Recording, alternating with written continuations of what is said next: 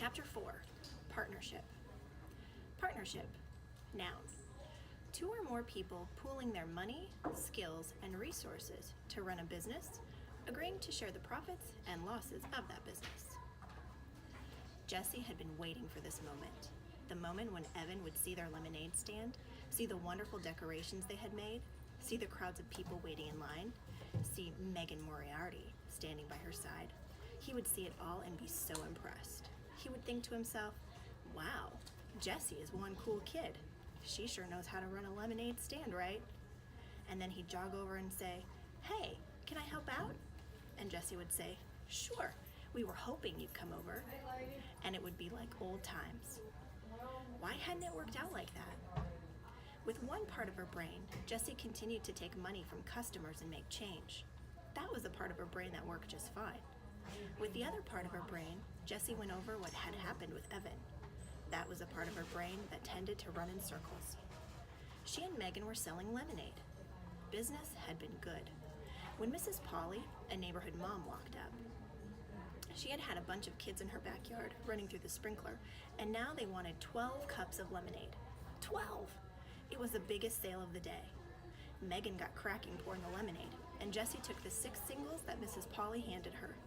All the kids from Mrs. Polly's backyard were chanting, lemonade, lemonade, lemonade. A fly buzzed by Jessie's ear. They'd been having a problem with flies because of the sticky lemonade spills on their stand, and she cocked her head to one side to shoo it since her hands were busy with the money. And that's when Jessie looked up and saw Evan standing there, staring. So she smiled, but he didn't smile back. So she waved, even though she had all the money in both hands. She waved so he'd know that she was happy to see him. And then he stalked off, all stiff-legged and bristly. And she never got to say, sure, we were hoping you'd come over, like she'd rehearsed in her head. And just then, Tommy Polly, who was 2 years old, pulled down his bathing suit and peed right on the lawn. And Megan laughed so loud, Jessie was sure you could hear it all over the neighborhood. That's what had happened. That's exactly what had happened. But Jessie knew that something else entirely had happened, and she didn't get it, the way she didn't get a lot of things about people. All she knew was that the sight of Evan walking away from her for the second time that day, made her feel so sad and alone that she just wanted to run home to her room and curl up on her bed with Charlotte's Web. Hey, Madam Cash Register, said Megan, nudging her. You're falling behind. Ring 3 for this lady and 1 for this kid here. Jessie turned away from the retreating figure of Evan. That's $1.50, she said to the woman standing in front of her. She took the $5 bill the woman was holding out and made change from her lockbox, focusing all her energy on the part of her brain that worked just fine. It's true that when Evan had first walked out of the garage, Jessie had banged up to her room and tried to think of every way possible that she could make his life a living misery. She thought of telling Mom that Evan was the one who broke the toaster by playing hockey in the house, which is not allowed. She'd thought of taking back every one of her CDs from his room, even though she knew that would mean she'd have to give back all his CDs. She'd even thought of putting peanut butter in his shoes. This was something she'd read in a book, and she loved to imagine that moment of horror when he'd think he'd somehow gotten dog goo inside his shoes. But when these ideas had finished bouncing around her brain, and when her breathing had returned to normal and her fists weren't clenched at her sides anymore, she knew that what she really wanted was to get the old Evan back. The one who was so much fun to be around, the one who helped her out of every jam. Like when she ate all the Lorna Doones that Mom had set aside for the Girl Scout meeting, and Evan had ridden his bike to the 7-Eleven and bought a new package before Mom even noticed. Or when she accidentally, well, not accidentally, but how was she supposed to know, picked the red flowers in Grandma's garden that were a hybrid experiment. Evan had said they'd both done it so that Grandma's disappointment was spread around. Or the time that Jessie had smashed the ceramic heart that Daddy had given her because she was so mad that he had left them. And then, when she had cried about her broken heart, Evan had glued every single last piece back together again. She wanted back the Evan who was her best friend. But Evan didn't want her. because he thought she was a baby and she was going to embarrass him in Mrs. Overton's class. So she had to prove to him that she was a big kid, that she could that she could keep up with the crowd, that she could fit in, even with his 4th grade class. I'll show him I can sell lemonade too, just as good as him and Scott. I won't embarrass him. So Jessie got down to business. She knew she needed a partner. From past experience, she learned that having a lemonade stand alone wasn't considered cool. It was considered pathetic. And her partner would have to be a 4th grade girl, because that's what this was all about, showing she could fit in with the 4th graders. So the question was, who? It had to be a girl who lived in the neighborhood, or at least close enough to bike to her house. And it had to be someone that Jessie had talked to at least once. No way could she call up a girl she'd never even talked to. And it had to be someone who seemed nice. This last part was a problem, because Jessie knew that she often thought people were nice, and then they turned out to be not nice. Case in point, those 2nd grade girls.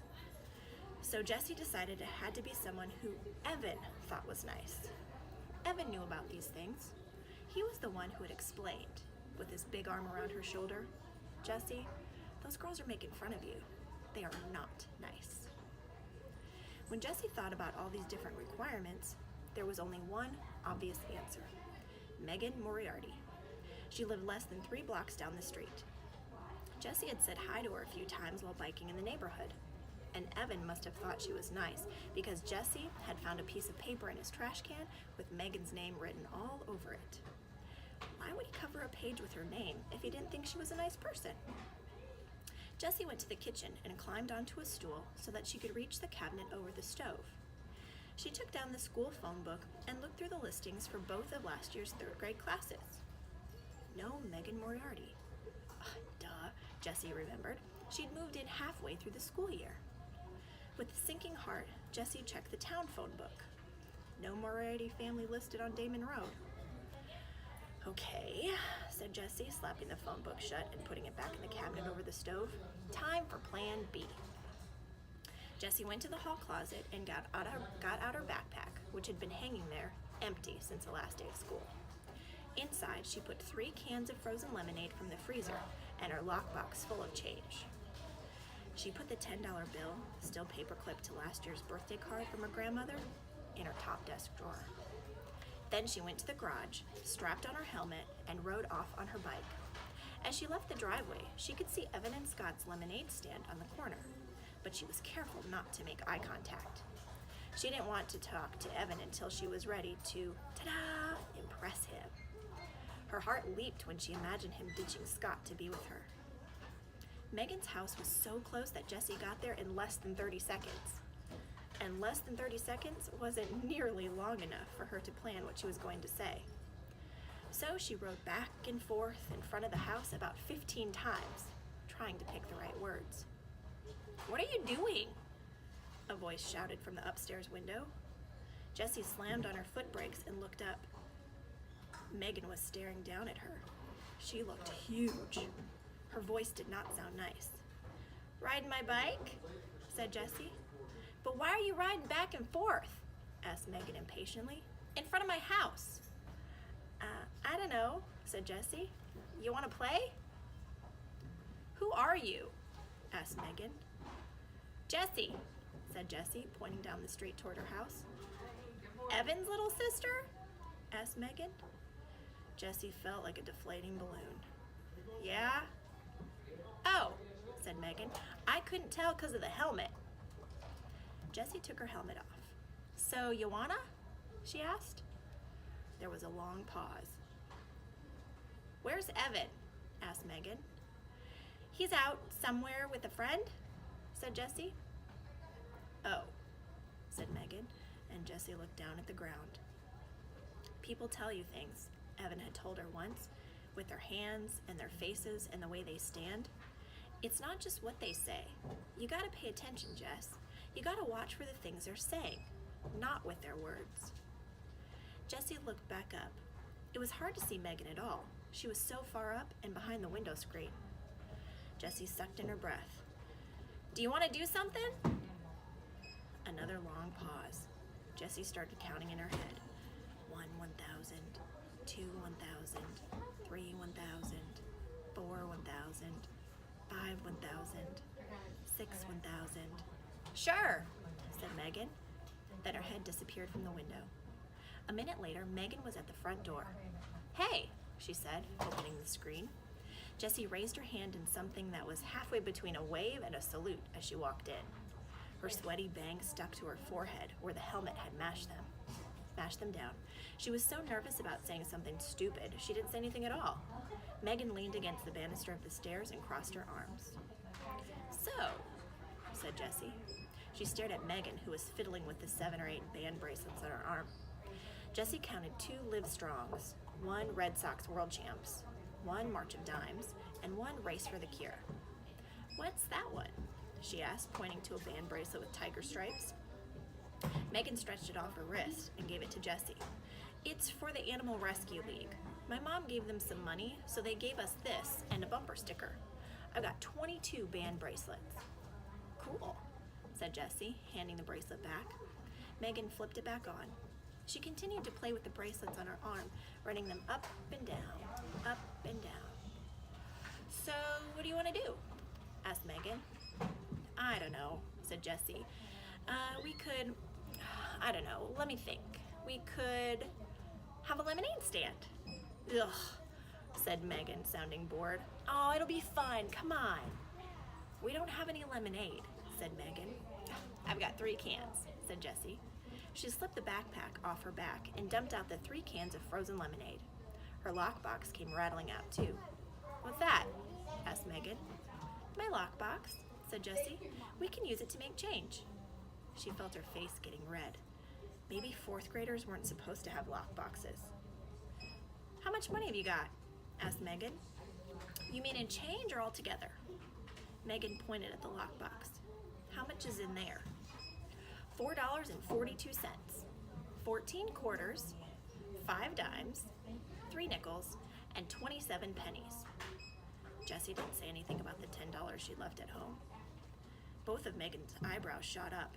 Exactly? She asked. What do those eyebrows mean? Jessie wondered in a panic. Why was Megan smiling at her? Jessie, those girls are making fun of you. They are not nice. Jessie didn't say anything. She had a sick feeling in her stomach that this was going to turn out badly. Megan straightened up.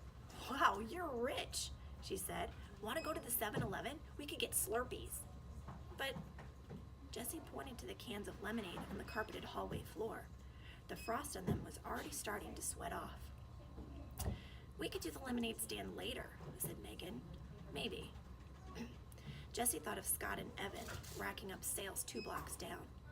How was she going to prove herself to Evan if she couldn't even get Megan to have a stand?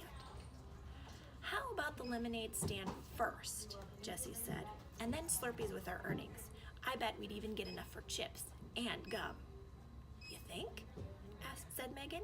I know, said Jessie. Look. She held up a can of lemonade. It says right on the can, yields 64 ounces. So we get 8 cups from each can and sell each cup for half a buck. So that's $4, and then there are 3 cans, so that's $12 altogether, right? The numbers flashed in Jessie's brain so fast, she didn't even need to think about what she was multiplying and dividing and adding. It just made sense to her. Hey, how old are you? Megan asked, looking at her sideways. 8, said Jessie, but I'll be 9 next month. Megan shook her head. That math doesn't sound right. No way we can make $12 from just 3 little cans. Uh-huh, said Jessie. I'll show you. Do you have a piece of paper? Jessie started to draw pictures. She knew that other kids couldn't see the numbers the way she did. They needed the pictures to make sense of math. Look, she said, here are 3 pitchers of lemonade, because we got 3 cans of lemonade, and each pitcher's got 64 ounces in it. Now, when we pour a cup of lemonade, we'll pour 8 ounces, because that's how much a cup holds. You don't want to pour less than that, or people will think you're being a cheapskate.